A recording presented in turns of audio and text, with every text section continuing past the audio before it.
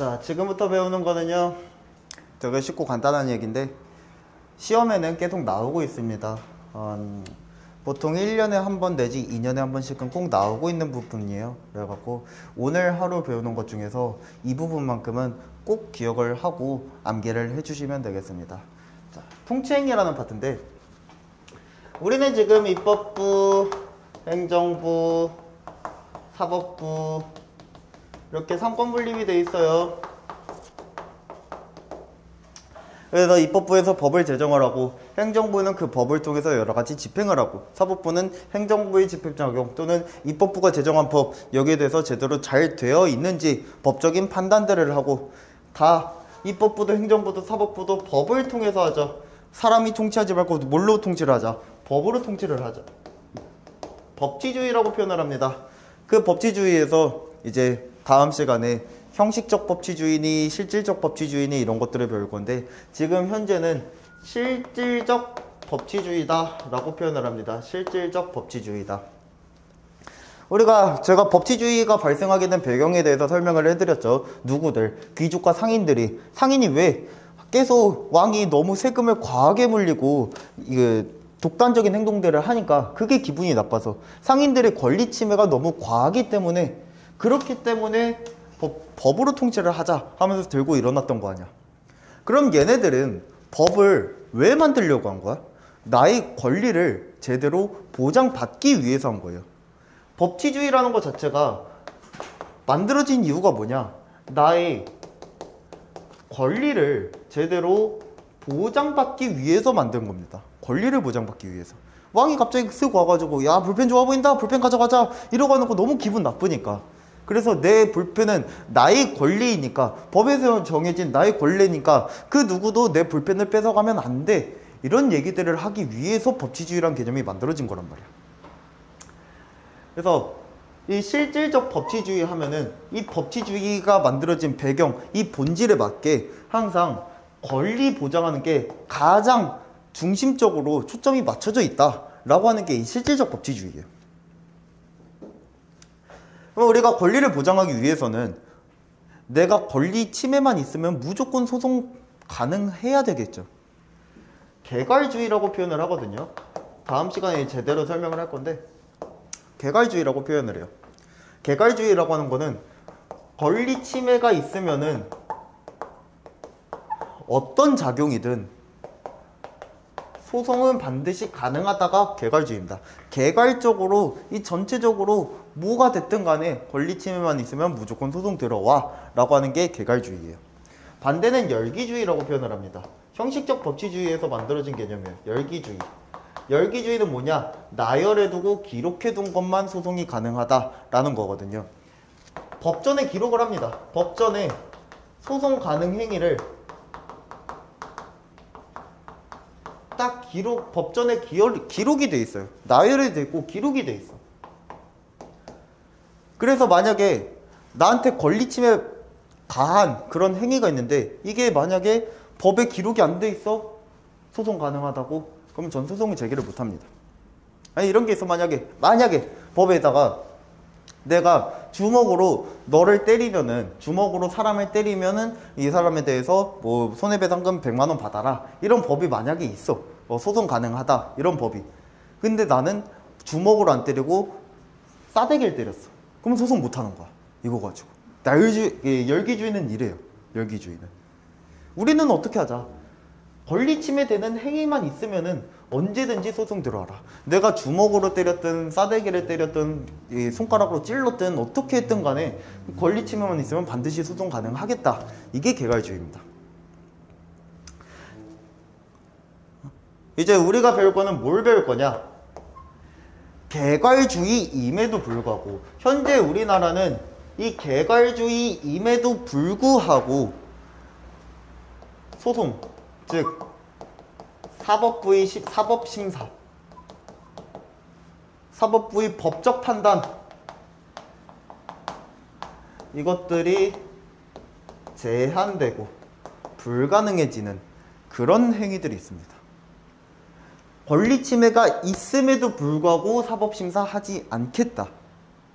이런 것들을 가지고 통치행위라고 해요. 통치행위. 통치. 우리나라를 통치하기 위한 행위라는 거야. 통치행위. 얘네들은요, 외교적 또는 정치적 성향이 되게 강한 애들이요. 외교적 혹은 정치적인 거. 우리 정치는 누가 하는 거예요? 정치 행정부가 해? 입법부가 하나? 누가 하는 거야? 정치 누가 해? 국회의원들이 정치하지. 아, 그러면 입법부가 하는 건가? 대통령도 정치하죠. 행정부가 하는 건가? 애매하죠. 우리가 이렇게 표현을 합니다. 이 외교행위, 정치행위라고 하는 거는 상권 분립에서 판단할 내용이 아닙니다. 어머니. 상권 분립에서 판단할 내용이 아닙니다. 이 외교행위, 정치행위는 상권 분립과 별개의 제4의 행위입니다. 제4의 행위. 완전 별개의 행위입니다. 그리고 얘네들은 행정, 입법, 사법보다 더 높은 최상위의 국가작용이다 라고 표현을 해요. 최상위의 국가작용. 우리가 국가를 통치하고 국가를 유지하고 국가를 발전시키기 위해서는 외교랑 정치가 정말 중요하다라는 얘기를 하는 거야. 최상위의 국가작용이니까 뭐보다 세다는 거야. 사법부보다 세. 사법보다 세면 사법부가 이래라 저래라 할 수 있어 없어? 없어. 그러니까 우리 어떻게 하겠다? 사법심사를 못하겠습니다. 이런 개념들이 통치행위의 개념이에요. 통치행위.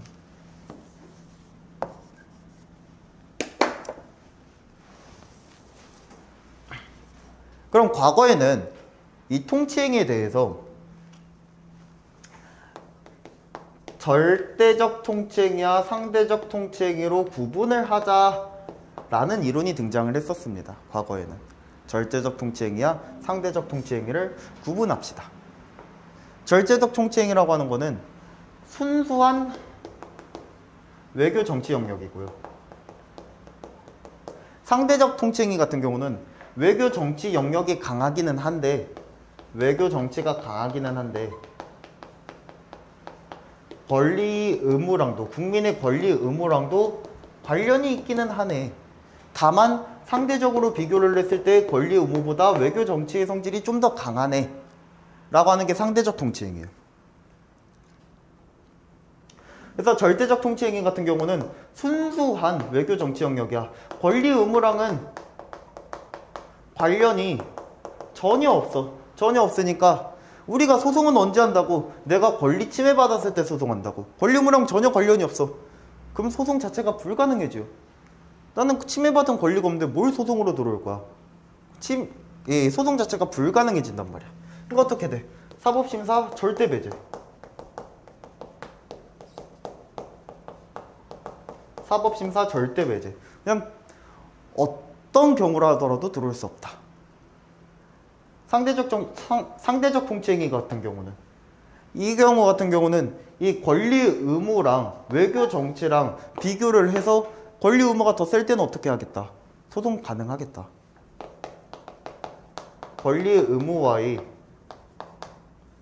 비교 형량합시다 라고 표현을 합니다. 양을 비교해보자. 비교를 해봐서 권리 의무가 더 세면 어떻게 하겠다? 사법심사가 가능할 수도 있다. 사법심사 가능할 수 있습니다 라고 표현을 합니다. 뭐 우리가 이 절대적, 상대적 통치행위에 대해서 꼭 알아야 되느냐?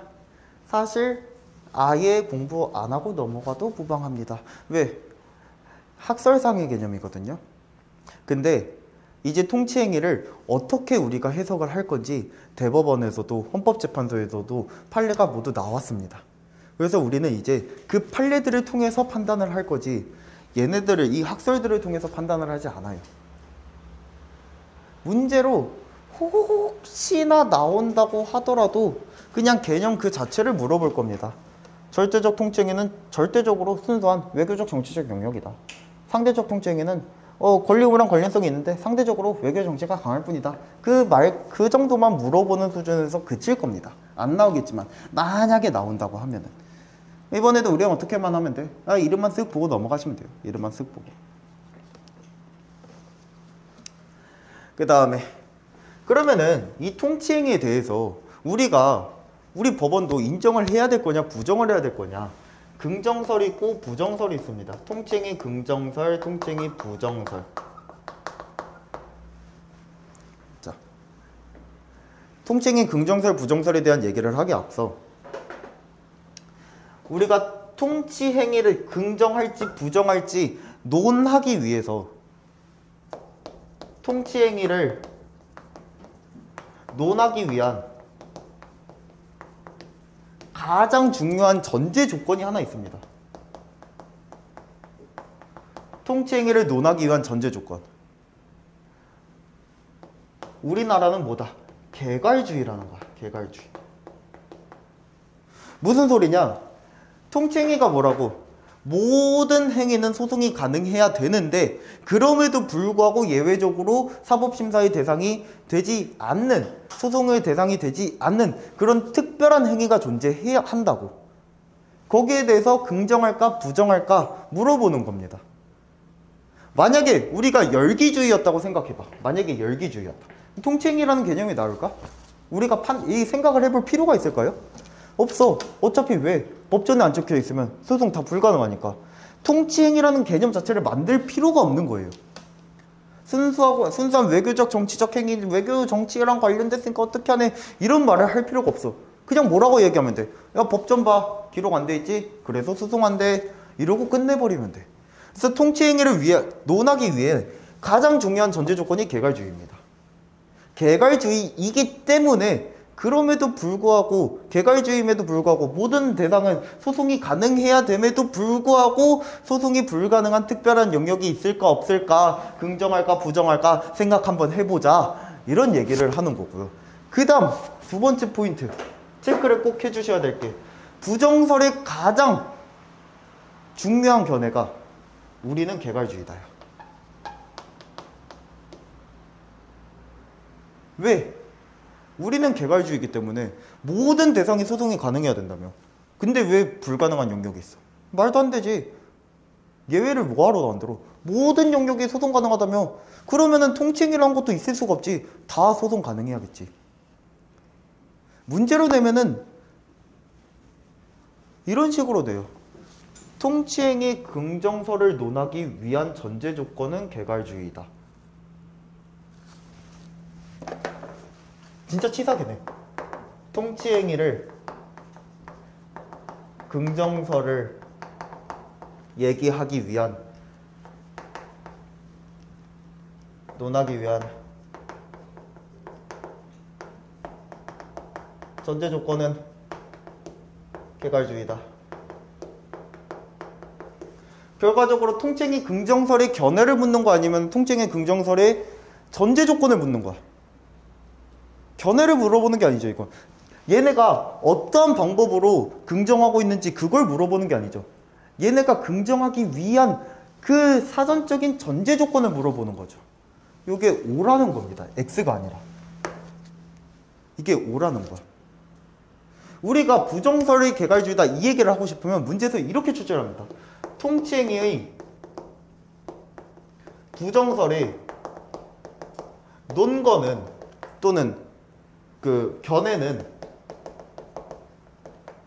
개괄주의이기 때문에 불가능하다. 개괄주의이다.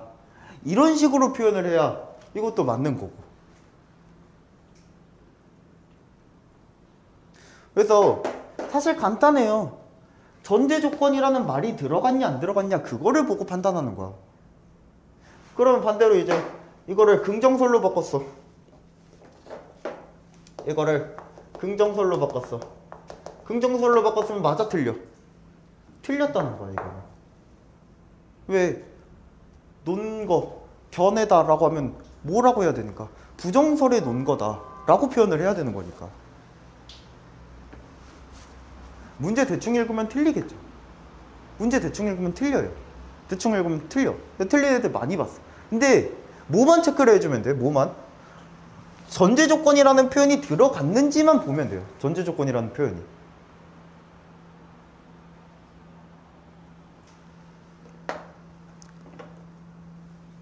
전제 조건이라는 표현이 들어갔는지만 보시면은 그러면 쉽게 풀 수 있습니다.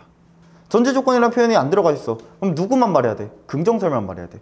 전제 조건이라는 표현이 들어가 있어? 그러면 누가 와도 상관이 없는 거야. 심지어 긍정이지 부정이지 안 써두더라도 상관이 없는 거야. 누가 오더라도. 그렇게 판단을 해주셔야 됩니다. 그렇게. 전제 조건이란 말이 키워드입니다. 사실 국가직 지방직에서는 이렇게까지 친하게 안 날기는 해요. 국가직 지방직에서는. 여기 혹시 뭐 서울시나 그런 데 직렬 준비하는 분 계신가요? 없지. 우리는 저렇게까지 친하게 내지는 않을 건데 혹시 뭐 체크를 해두시면 좋은 거니까. 그 영상으로 보시는 분들은 체크를 꼭 해주시고, 서울시 준비하는 분들은. 서울시가 항상 문제가 좀 지역적으로 많이 나와요.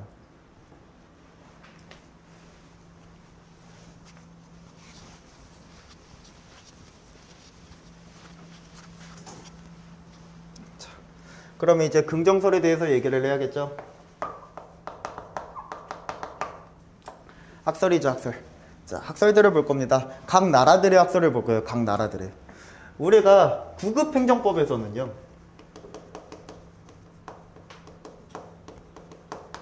뭐 사실 학설들 이제 문제 거의 안 낸다고 했죠. 이제 판례만 80%에서 95% 낸다고 했죠. 근데 나머지 부분에서 이론을 낼 건데 굳이 다른 나라 이론 가져올까? 우리나라 이론하기도 벅찬데 잘 안 냅니다. 요즘 최근에 출제 안 돼요. 근데 혹시나 학설 관한 문제들이 나왔다. 근데 만약에 이런 거 나왔어. 가장 처음에 주장한 나라가 어디냐? 만약에 이런 문제 나왔어. 구급행정법에서는요, 학설의 첫 시작은 다 프랑스로 찍으세요. 학설의 첫 시작은 다 프랑스로 찍어. 왜? 시민혁명 때문에. 프랑스에서 시민혁명 나왔잖아. 그래서 법치주의 제대로 처음 발전시킨 나라가 누구야? 프랑스야. 물론 진짜 시작은 영국이긴 하거든요. 진짜 시작은. 근데 어차피 영국 같은 건 우리 헌법이나 그런 것들 공부하는 애들이나 보는 거지, 행정법에서는 영국 아예 관심도 없어요. 영국 집어치우고. 가장 첫 시작은 항상 프랑스부터 시작을 합니다. 그 다음에 이거를 발전시켜서 우리나라로 적용시킨 나라들이 누구냐? 뭐 발전을 시킨 나라, 아니면은 그 가장 주류적인 의견, 이런 것들은 다 누구냐? 독일이 나옵니다. 독일이. 이런 애들은 다 독일이야. 독일은 이 언어 구성 자체가 되게 논증 이런 것들을 좋아하게끔 만들어져 있어요. 얘네는 언어 구성 자체가 그래요. 독일 같은 경우들은. 그래서 이 독일 나라 사람들의 특징 자체가 이 논증 이런 것들을 되게 좋아해요. 얘는 언어 구성 자체가 그러다 보니까 어릴 때부터 이게 자연스럽게 학습이 되어버리는 거야. 독일 사람들 같은 경우는. 그래서 독일이 가장 발전한 학문이 뭐냐? 철학입니다. 철학. 이제 우리가 잘 생각을 해보면 아무 철학자, 아무 사람이나 막 생각을 하다 보면은 독일 사람들이 되게 많이 나와요. 다 이 독일에서 출발합니다. 독일 사람들 좋아하는 거 뭐 수학, 물리, 그리고 법, 논증과 논거를 통해서 증명을 하는 것들, 이런 것들을 다 좋아한단 말이야. 그래서 가장 발전한 것도 독일이 자연스럽게 발전이 되고요. 그 다음에 우리나라는 항상 독일을 쫓아갑니다. 왜 독일을 쫓아갔냐? 2차 세계대전 때 독일이 누구랑 친했지? 일본이랑 친했어. 그치? 그러면서 일본이 야 독일이랑 친구하면서 야 네 장점이 되게 많다. 친구의 장점 좀 배울게 하고 일본이 독일의 장점들, 독일의 법학 이것들을 그대로 수용을 합니다. 그 다음에 이때 당시에 우리나라는 뭐하고 있었어? 일제히 강점 치하 상태였죠. 일본이 우리나라를 강제적으로 점령을 해서 통치를 하고 있는데 자기 나라랑 법 구조가 똑같으면은 통치하기 되게 편해지겠지. 그래서 우리나라 사람들한테 이 독일에서 가져온 법전을 다시 그대로 적용을 시켜버려. 그러다 보니까 우리나라가 독일법을 그대로 따라가게 되었습니다. 지금도 여전히 처음에 뿌리가 독일법부터 시작을 하다 보니까 지금도 여전히 독일을 따라가요. 저는 이제 학자잖아요. 제가 이제 판례들을 공부를 하다 보면요, 이제 정확히 학자로 나아가게 되면은 우리나라 판례만 안 보거든. 다른 나라 판례들도 다 본단 말이야. 그러면은 독일 판례들 볼 때마다 이제 내가 해석을 해서 볼 거 아니야. 해석을 하다 보면은 이거 어디서 많이 보던 표현인데 싶은 것들이 있어. 나중에 알고 보니까 우리나라 판례들은 다 독일이랑 똑같은 사건이 있으면 그대로 컨트롤 C 컨트롤 V 해놓은 다음에 그냥 해석만 붙여버려요. 우리나라가 지금 그 정도야. 독일 그 정도로 쫓아가요. 그래서 뭐 그런 것들도 뭐 생각을 해주시고. 그래서 우리나라 판례들 보면은 그냥 할 수 없다 이러면 되는데 할 수 있지 않다 이딴 식으로 표현하고, 할 수 있다 하면 되는데 할 수 없다고 단언할 수 없다 뭐 이딴 식으로 표현하잖아. 그 이유가 다 번역체여서 그래. 번역체. 처음에 번역체로 시작을 했고 그게 굳어진 거예요. 쓸데없는 얘기인데 어쨌든 시작은 프랑스, 주로 발전 우리나라 적용시킨 놈들 독일, 이렇게 생각을 하고 가시면 됩니다. 그럼 통치행위에 대한 학설도 누가 처음에 시작을 했을까? 프랑스가 처음에 시작입니다. 프랑스가. 통치행위에 대해서도 프랑스가 첫 시작이에요. 물론 이거 구급행정법에서만 얘기를 하는 겁니다. 다른 데로 연결을 시키면 행정학 하면서 선생님 왜 프랑스가 시작이 아니니까 이러면 안 돼요. 행정법에서, 구급에서만 얘기하는 거예요. 구급행정법에서는. 프랑스 같은 경우 뭐라고 하냐? 사법부가 자제합니다. 사법부 자제설. 할 수 있어. 법적 판단 할 수 있어. 사법부도 통치행위, 외교적 행위, 정치적 행위 할 수 있어. 할 수 있지만 우리가 너네들의 정치 영역을 위해서 우리가 양보해 줄게요. 양보해 줄게. 할 수 있지만 안 한답니다. 자제하겠습니다. 사법부 자제설. 그 다음에 독일 재량행위설이라고 표현해요. 재량행위설. 뭐다? 이거는 그 행위를 하는 자의 온전한 재량이라는 거야. 온전한 재량. 그리고 재량의 범위가 엄청나게 크대요. 우리가 평소에 행정재량이라고 하면은 재량의 범위가 무제한의 재량은 아니란 말이야. 무제한의 자유는 아니야. 우리 학교 다닐 때도 재량 활동할 때 난 내 마음대로 하면 되는 거죠 하고 학교 그냥 그 동아리 안 가고 내가 PC방 가서 게임할 때 그럼 돼 안 돼? 선생님 찾아와 안 찾아와? 찾아오지. 이거 잡아가지. 이거 때리겠지. 그치? 요즘은 때리면 안 되나? 혼내겠지. 원래 무제한의 자유는 아니거든. 근데 독일은 이렇게 얘기를 하는 거야. 이 통치행위에 대해서는 이 자유의 영역이 엄청 큰 거야. 자유 영역이 엄청 커서 네가 그 재량활동 시간에 PC방을 가도 괜찮은 거야. PC방을 가도 괜찮은 거니까 선생님이 얘 보고 잘했네 잘못했네 할 수 있어 없어? 없다는 거지. 온전한 재량행위다. 그래서 우리는 판단을 하지 못하겠다. 그 다음에 미국.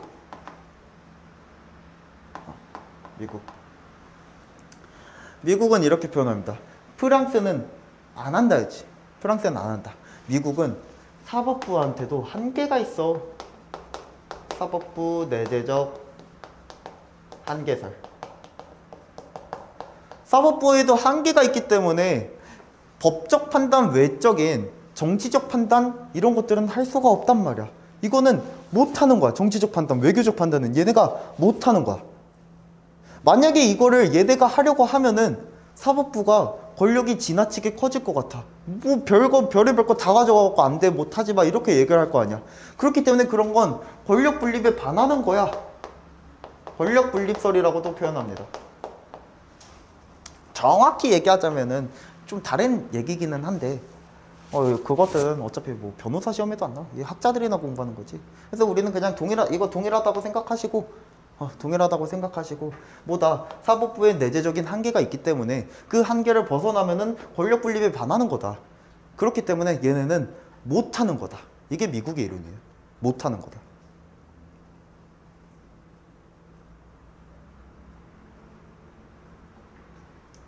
프랑스 어떻다고? 안 하는 거다. 안 하는 거다. 그치? 좀 유치하긴 한데 프랑스 안 하는 거다. 미국에는 이응이 안 들어가요. 어차피 다른 독일 가져가고 독일 안 한 거야 못 하는 거야 이렇게 문제 안 되니까 이렇게만 생각해 주시면 프랑스랑 미국만 구분해 주시면 돼요. 미국 못 하는 거야. 여기도 미음이 딱 들어가네. 못 하는 거야. 못 하는 거야. 그다음에 마지막 영국. 영국은 쉬워요. 영국은 외우기 되게 쉬워. 영국엔 누가 있어? 왕이 있어요. 그치? 영국은 왕이 있는 나라야. 지금 얼마 전에 이 엘리자베스 여왕님 서거를 하셨죠. 그래서 이제 찰스 그분께서 오셨는데 그분이 왕이에요.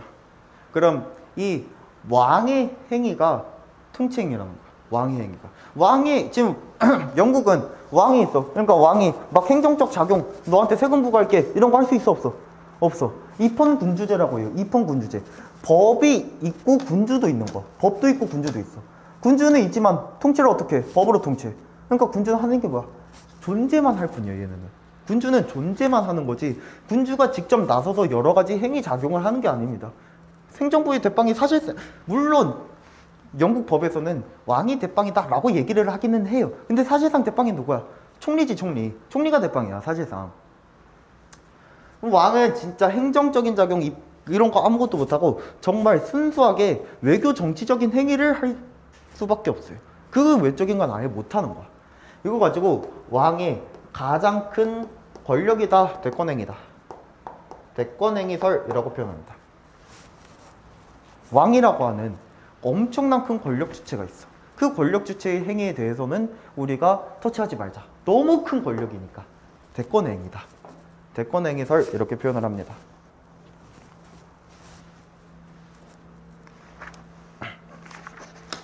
그러면은 우리나라는 어디를 따르고 있냐? 아니, 독일 따르면 좋은데, 그치? 우리나라는 사법부 자제설을 따릅니다. 우리나라 사법부 자제설을 따릅니다. 그래서 우리나라는 맨날 독일 쫓아간다 했잖아. 근데 독일 안 쫓아가는 게 있어. 그러면은 학자들 입장에서 봤을 때 와, 이거 신기하다. 왜 독일을 안 쫓아가지? 되게 신기하게 생각해요. 그래서 되게 중요하다고 생각해. 학자가 누구야? 출제자야, 출제자. 출제자가 중요하게 생각해.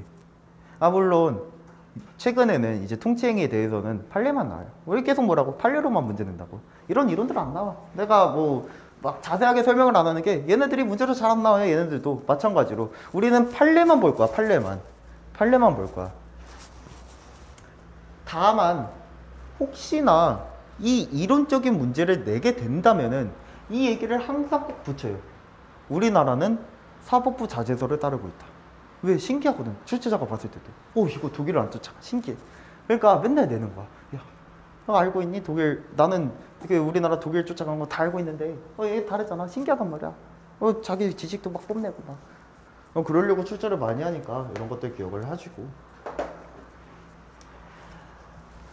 자, 그럼 마지막으로 우리나라가 사법부 자제설을 따르고 있다는 표현은요. 우리나라 실정법, 실제로 정해진 법, 명문화된 법, 이 법전에 통치행위에 대한 규정이 있을까 없을까? 없습니다. 없으니까 학설을 따르는 거예요. 없으니까. 법이 만약에 있으면은 법에 의해서 그렇습니다 라고 하면 되지 사법부가 자제하는 겁니다 라는 표현을 쓸 필요가 없어요. 그치? 어떻다? 실정법에는 통치행위에 대한 명문의 규정이 없다. 실정법으로 규율을 하는 것이 아니라 뭘로 규율을 한다? 학설을 통해서 규율을 하고 있다. 우리나라는. 학설을 통해서 통치행위에 대한 규율을 하고 있습니다. 그럼 통치행위엔 어떤 것들이 있는데요? 첫 번째, 대통령의 행위들이 있습니다. 대통령. 대통령은 두 가지의 죄를 갖고 있어요. 첫 번째, 행정부의 대빵이죠. 그치? 행정부의 수반으로서의 권리를 갖고 있어. 행정부의 수반. 대통령은 행정부의 대빵입니다. 끝이야? 아니야. 대통령은 또 어디의 대빵이야? 우리나라의 대빵이야. 국가 원수입니다. 대통령은 행정부의 수반이면서 국가의 원수야.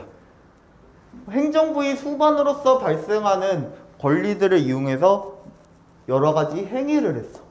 행정부의 수반으로서 여러 가지 행위를 했어. 그러면 이걸 외교적, 정치적 행위라고 볼 수 있을까? 아니야. 왜? 이거는 그냥 뭐야? 행정작용인 거야.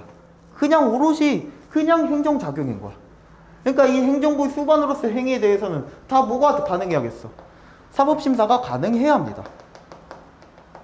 그건 뭐다? 행정부의 수반으로서의 행위는 통치행위가 인정될 수 없다.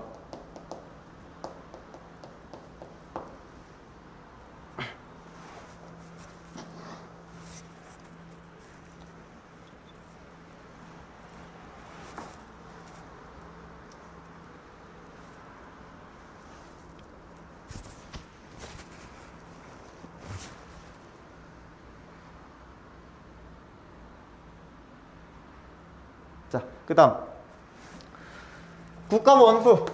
우리나라의 국가의 원수야. 국가의 원수이기 때문에 대외적으로 봤을 때는 우리나라의 대표자고요. 국가의 대표자고요. 대내적으로 봤을 때는 우리나라 이 국가 권력끼리 여러 가지 분쟁이 발생을 했을 때 그 분쟁에 조정을 하고 결단을 내릴 수 있는 조정자, 결단자로서의 권한을 갖게 돼요. 입법부랑 행정부랑 사법부가 싸워? 그러면은 내가 우리나라의 대빵으로서 이거 중재를 하겠다. 이런 얘기들을 하는 거야. 그럼 대외적 국가 대표이기 때문에 이 분은 다른 외국과 조약을 체결한다거나 영전을 수여한다거나 이런 것들을 할 수 있어요. 조약을 체결한다거나 영전을 수여한다거나. 그 다음에 대내적 조정자이고 결단자입니다. 조정자이고 결단자이기 때문에 만약에 입법부가 법안을 만들었는데 행정부가 그 법을 집행하기 싫은 거야. 싫을 때 이 대통령은 여기에 대해서 법률안 거부권을 가집니다.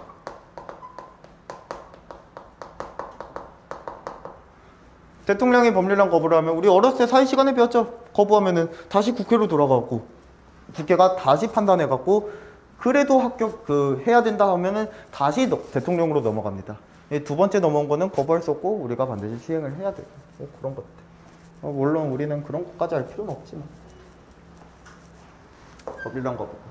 그 다음에 여러 가지 결단자이기 때문에 뭔가 대외적으로 국가적인 위협이 있었을 때 긴급 명령을 만들 수 있습니다. 긴급 명령. 또는 우리나라의 재정, 경제상 문제가 발생을 했을 때 긴급 재정 경제 명령이란 걸 만들 수가 있어요. 이 긴급권도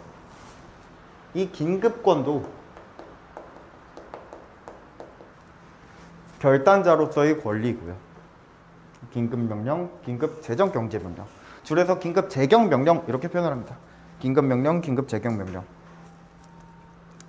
그 다음에 우리나라의 정말 중요한 정책, 국민들에게 있어 너무 중요해. 이런 것들에 대해서 국민투표를 실시할 수 있습니다. 그래서 옛날에 우리나라 수도 옮기려고 할 때 국민투표를 실시하려고 했던 그런 적이 있었죠.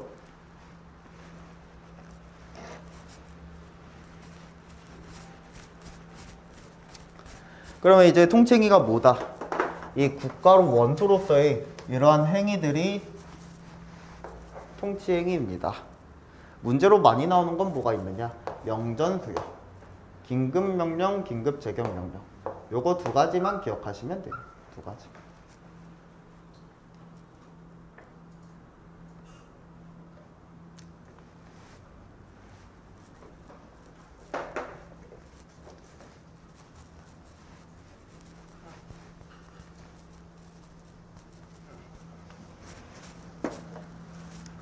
그러면 대통령만이 통칭을 할 수 있느냐? 우리 누구도 외교 정치 누구도 한다고. 정치적인 거 국회의원도 하잖아. 그치? 국회도 통칭이 가능합니다. 국회도. 국회에 대해서는요, 헌법에 이런 규정이 있어요. 헌법의 명문 규정으로 국회의원에 대한 징계, 제재 이런 것들이 있죠. 징계나 제재 같은 거. 여기에 대해서는요, 사법심사를 배제하겠대요.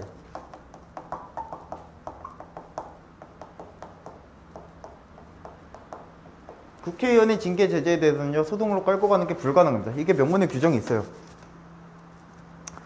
왜 이런 규정을 만들어 놨냐? 입법부 스스로 자정작용을 하게끔 하는 거야. 자정작용을. 여기에 대해서 만약에 우리가 다 국회의원들인데 내가 맨날 법을 만든 걸 봤더니 우리 심심한데 북한한테 한 5천억만 보내보자 이런 법 만들고 있고, 이유가 뭐야? 평화 통일을 위해서지. 아니 그냥 심심해서. 난 그쪽 주석 대빵이 너무 좋아. 그래서 이런 법을 만들고 있어 내가.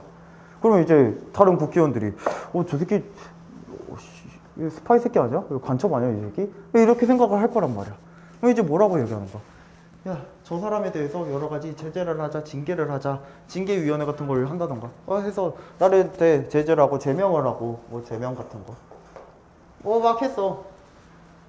했더니 내가 어디 찾아가? 법원 찾아가. 법원에서 너네들이 나한테 그런 거 한 거 잘못했대. 내가 다시 복직했어. 난 다시 뭐해? 다시 이번에는 북한한테 5천억 너무 적었다. 한 5천 조 주자. 이딴 법을 만드는 거야. 말도 안 되지. 국회의 자정작용을 위해서 사법부는 여기 건들지 말라는 거야. 사법부는. 여기서 지금 통치행위다라는 표현 들어가 있어 안 들어가 있어? 안 들어가 있어. 아까도 말했지. 통치행위에 대해서는 명문의 규정이 없다고. 왜 이걸 얘기를 한 거야? 사법심사가 배제된데 왜 배제를 시킨 걸까 고민을 잘 해보니까 이거는 혹시 통치행위이기 때문일까 아닐까. 학설들이 얘기를 하는 겁니다. 학설들이. 계속 말씀드리지만 학설상의 개념이에요. 통치행위라고 하는 건. 실정법엔 명문의 규정이 단 하나도 규정되어 있지 않습니다.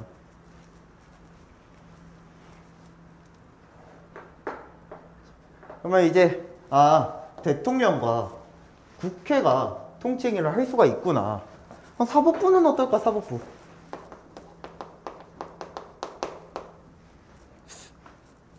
사법부에서 나서서 정치를 하는 건 좀 그렇지 않아요? 사법부는 왜? 수동적이고 소극적이어야 되는데 정치라고 하는 건 항상 내가 능동적으로 나서서 뭔가를 해야 되는 작업이잖아. 뭔가 좀 이상한 것 같아. 그래서 사법부한테는 다른 일을 맡겨줍니다. 야, 너는 통치행위 안 돼. 너네들은 통치행위 못 해. 통치행위 할 수 없어. 대신에 다른 애들이 타 기관에 통치행위에 대해서 너네가 이 통치행위를 인정할지 안 할지 그거를 니네가 결정해. 통치행위의 인정 여부를 너네가 판단하라는 거야. 인정해줄지 안 해줄지. 얘네가 통치행위라고 인정을 하면 이제 어떻게 하는 거야? 이건 통치행위니까 더 이상 사법심사를 할 수 없고 배제됩니다. 우리 사법심사 안 하겠습니다. 라고 표현을 하면 될 것이고, 얘네가 생각을 해봤는데 이게 그 대통령은 자기가 통치행위라고 막 했어. 근데 이 법관이 봤을 때 통치행위 아닌 것 같은데 하면 뭐 하라는 거야? 사법심사 들어가라는 거야. 사법부는 뭘 한다? 통치행위를 하지 않고 통치행위에 대한 타기관의 통치행위에 대해서 인정을 할지 말지 그 여부에 대한 판단을 해주는 기관이 사법부입니다. 라는 개념입니다. 그래서 이 부분은 사법부는 통치행위 못합니다. 판단만 합니다. 이 부분에 대해서 문제 좀 많이 나와요. 이론에 대해서는요 문제 거의 안 나오지만 만약에 이론에 대해서 문제 나오면 가장 많이 나오는 게 이겁니다. 가장 많이 나오는 게.